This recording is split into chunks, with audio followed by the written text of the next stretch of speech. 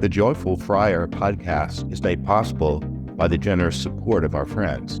To support the podcast, please visit nathan-castle.com and donate today. Hello, and welcome to this episode of the Joyful Friar podcast. I'm Father Nathan Castle, your host. I'm calling this the baseball edition of the Joyful Friar because the story that I'm going to tell involves a man who had such a great love of baseball and then really had his whole world collapse in a way that nobody could have expected. But anyway, I'm here in my headquarters of the Joyful Friar, which is also my little office in my casita on the University of Arizona campus. But this is the view that you usually have because I sit this way. But if you went over this way, you would see a little shrine over there in the corner. It's not always the same stuff, but it's baseball season. And so right now it's full of baseball stuff. See if I can make this happen in a way that I can still keep the camera where I want it to be.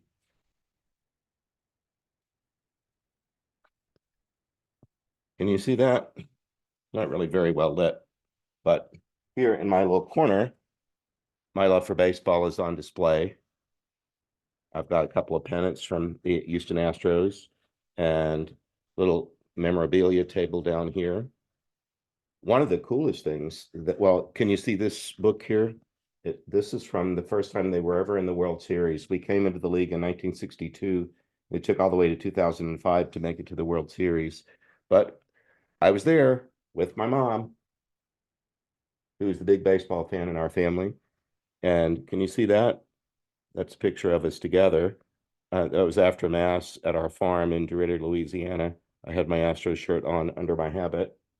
Today, we're dealing with a baseball story, and my mom's love of baseball and my love of baseball have a part in it.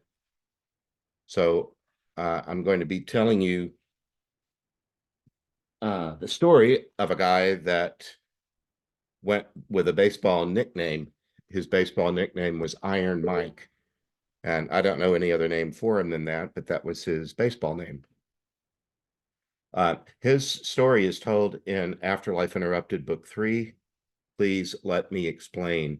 We thought his story, in addition to being really touching, has a lot of explanatory material about what it can be like to move through, to die and live on. And in his case, to kind of suffer a soul death long before his body death. His spirit was crushed in an event that happened in a baseball game. So here's that story in brief.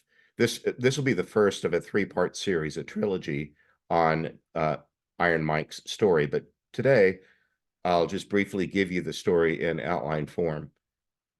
I received a dream that had Mike's content in it. The dream was, I received it on September the 17th, 2021.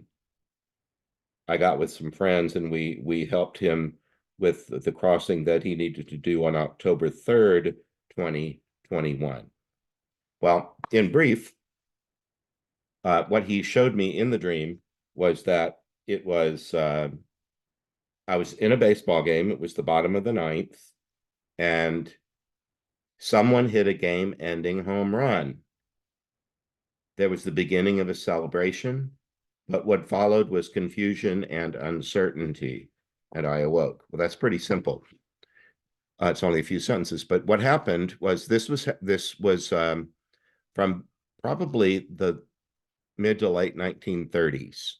He mentioned to us that it was when radio was just beginning to be a part of baseball, even at the minor league level, that games were broadcast via the radio. He was in the minor leagues, low minors. He was playing a home game. He was 24 years old. He was coming up to bat in the bottom of the ninth with his team losing and two runners on base. Iron Mike hit a home run that won the game. So naturally, the hometown crowd is jumping for joy. He's running the bases. He comes around, and by the time he's getting from third to home, he looks over where the ball went because something weird's going on in the stands. Yes, there's joy, but there's also some confusing thing going on. Well, he crossed the plate, finished the game, and then it became evident that there was a medical issue in the stands where the ball went out. What happened was he hit the home run. It went over the fielder's glove, over the fence, and into the crowd and hit a baby in the chest. The baby stopped breathing. It was long before CPR. There were attempts to try to get the baby to a doctor or whatever. So there was all that commotion. The people on the loudspeaker on the public address system explained to the fans that this is what had just happened. They called both teams onto the field for a prayer. Iron Mike was part of the team praying, but at his feet was the bat that he had just used to hit the home run that killed the baby. Well, he didn't die on the spot, but a part of him did. He just couldn't forgive himself. And people kept telling him, it's not your fault. It was an accident. He just couldn't get past the idea that he had a part in the death of a baby. Isn't that awful? What he told us happened after that was he just felt like he couldn't play baseball anymore, and he walked away from the game. Well, he said, baseball was my whole life.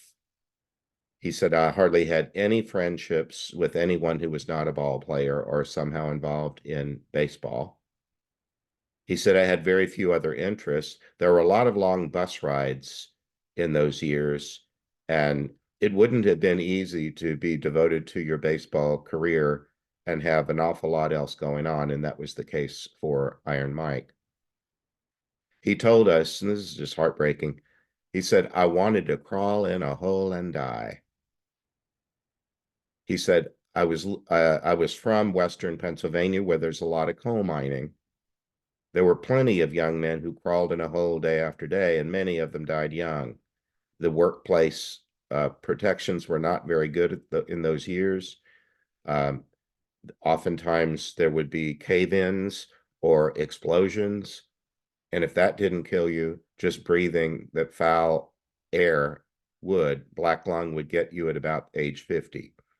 He said, all I really wanted to do was crawl in a hole and die, and coal mining was just the ticket. So he found work. He told us that he lived in a boarding house, so he had a room in a boarding house. He would climb out of his coal mine at the end of the workday. Said he would go home to his little boarding house room and what he called climb into the bottle.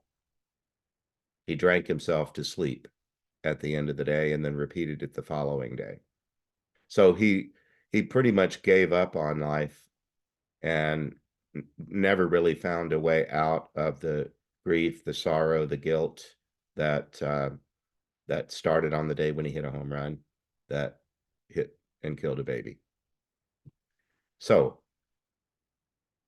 when we met Iron Mike, I was home in Texas. I live in Arizona, but I was home in Texas to be a part of a little sweet reunion of some of my high school friends. I went to a little Catholic high school, Bishop Byrne High School in Port Arthur, Texas, and I graduated in 1974.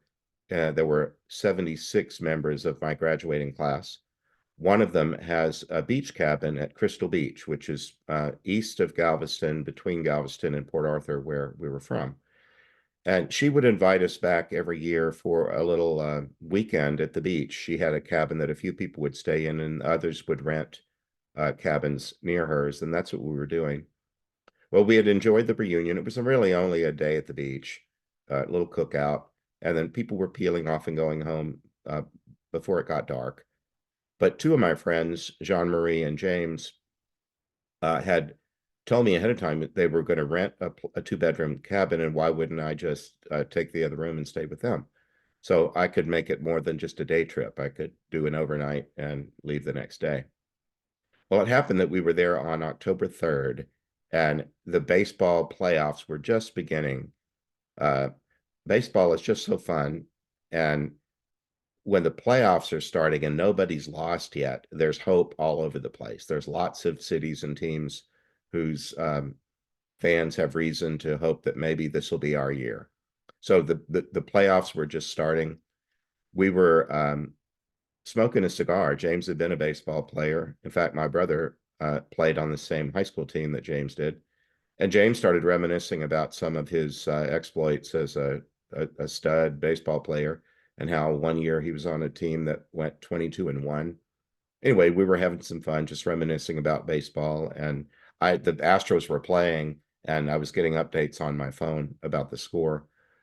I just said to them, I have a baseball story that's just happened, something involving baseball. Somebody came to me tonight with a baseball story, and they had helped me a time or two before. They're not regular prayer partners, but were familiar with the work that I've been given to do, and they'd been what I call prayer partners once or twice before. So it wasn't out of the blue, but close to it. I just said, well, would you mind if we just went into prayer and helped a baseball player, because I think I've got one in line.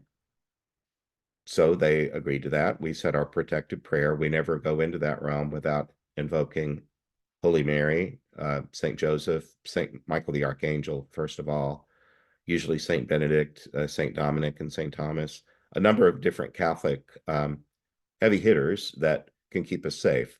So we did that, of course. And then as the story unfolded after that, most of the details I've just told you.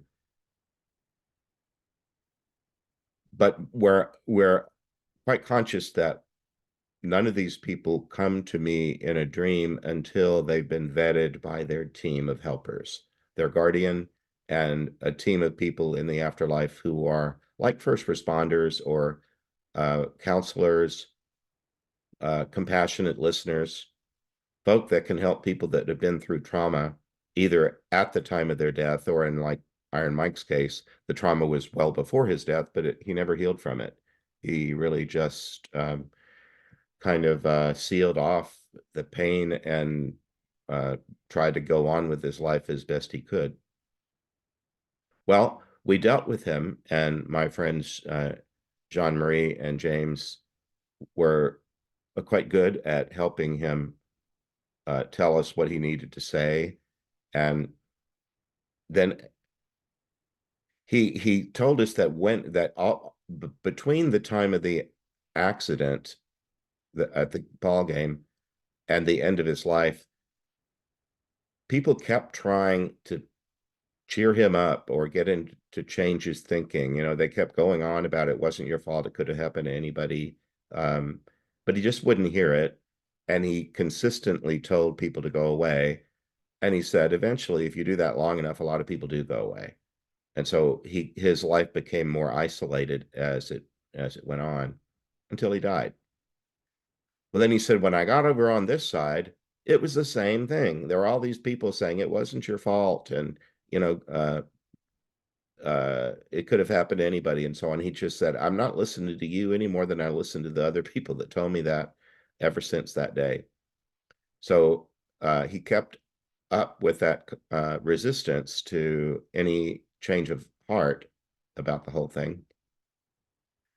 But then he said they started sending me kids, including kids who died playing baseball. That's a pretty unique subset of the universe. Children who died while playing baseball. Presumably, they chased a ball into the street and got hit by a car, or whatever other way that you could die playing baseball, get hit in the head, I suppose. Anyhow, he said they started sending me little kids that had died playing baseball. And one of them said to me, well, mister, when I died playing baseball, I was really mad. But then I changed my mind. Well, for whatever reason, that began to crack open a little bit of that crust that Iron Mike had allowed to accumulate around him, around his heart. They kept working at that. They kept sending him little children until when he was with us, he was ready to be with us because that's the way it works. At one point, uh, he said, I don't know how it happened, but I'm wearing my uniform again and it's all warm and glowy. I said, oh, all right, you're wearing your uniform. He said, there's these kids here, and I'm at a stadium, I'm in the dugout, and there's these kids here that are wearing little kid baseball outfits and something that he calls the outfits of those summer girls, which I didn't know what that meant exactly, but it was something baseball. So there are all these little children that are dressed in some kind of baseball wear. And he said, the ones that are next to me won a contest to walk Iron Mike out onto the field. It reminded me of being chosen to throw out the first pitch. That's a baseball tradition. If you're not a baseball fan, if you go to the game early enough to be there as the game is first starting, which we always did because my mom wanted to be the first one in the stadium. That somebody comes over the public address system and tells you that so and so is going to throw out the first pitch today. While these little kids had won a similar honor, they were going to walk Iron Mike onto the field. He said, I just couldn't let them down. So Iron Mike let these little children walk him onto a baseball field.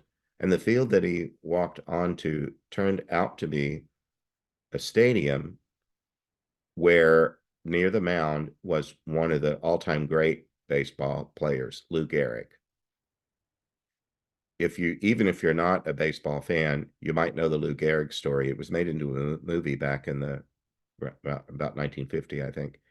I think it was in the late 40s that Lou Gehrig, while he was really at the top of his game, was diagnosed with ALS, this neurodegenerative muscle disease that's had his name ever since, Lou Gehrig's disease. Well, he went out onto the field back there in the late 40s, whenever it was, and spoke into a microphone near the pitcher's mound at Yankee Stadium and told all these people in the stands, all the fans, that this is what's happened. This is causing me to have to retire. I'm not able to play any longer. I don't know that he told them that it was an incurable disease, but it was dread any way you look at it. And then he concluded by saying, thank you to all of them, and I'm the luckiest man alive, because he'd had such a great career. Well, it turned out that Iron Mike was walked from the dugout by these little kids to a microphone.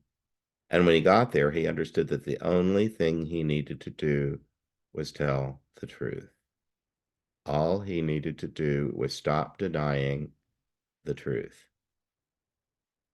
The only thing he needed to say, he said, finally. I know I didn't kill a child. I swung a bat and hit a ball that caused a child's death, but I didn't kill a child. And then he became aware that everybody that was in the stands were not just normal baseball fans. They were all people that had known him and who had tried to get him to ease up on himself, forgive himself, and find peace. All people that he frustrated because he wouldn't do that. So he apologized to all of them and said, I'm sorry for being such a hard case before his death and after, because there were some afterlife people that were trying to do the same thing. He just apologized to all of them. And then he concluded it by saying, play ball. And then the coolest thing happened for me. Who shows up to walk him back to the dugout but my mom, Miriam Castle, the universal baseball fan. Honest to God, I wouldn't say it if it weren't true. She didn't say anything because she doesn't do that. She shows up once in a great while. She loves me and she's never far away.